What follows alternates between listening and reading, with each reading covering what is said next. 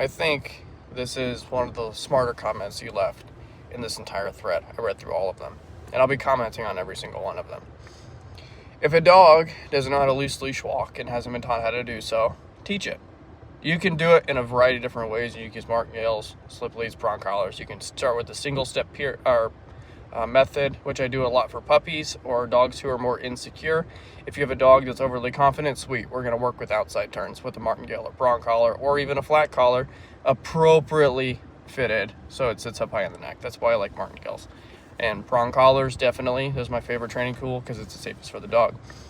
But if the dog doesn't know how to loose leash walk, just like it doesn't know how to sit, we can't take a dog from knowing sit inside the house straight to whatever your busiest mall is and then tell them to sit inside the food court. They're going to fail. It's not going to be fair. They're going to be jumping up on the demo people who have the teriyaki chicken out in a tray, and they're just not going to want to listen to you because everything else smells a lot better. Everything else is a lot more motivating. If a dog sees a squirrel on a loose leash walk, that's an opportunity to teach a leave it. And then there's an opportunity to teach a leave it with dinner or any sort of training or a ball if the dog is ball driven or tug driven or the dog has a really high prey drive towards things. You can use, let's say, a filler pole. But one of the smarter comments I had, or that you have, and I wanted to appreciate that.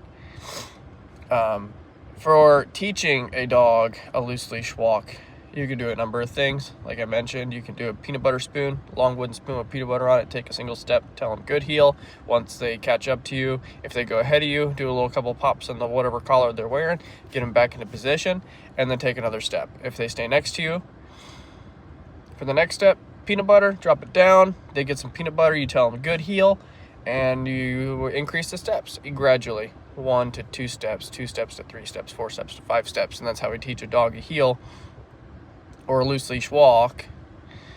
Then you have outside turns. Outside turns are great.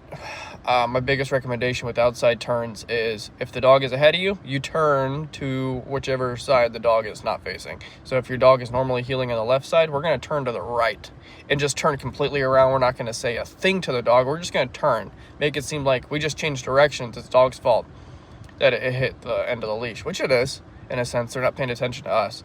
And over the next 5, 6, 7, 8, 9, 10 repetitions, they're going to start looking at your legs and be like, where are you going now? I need to start paying attention to you because you're doing all this weird shit.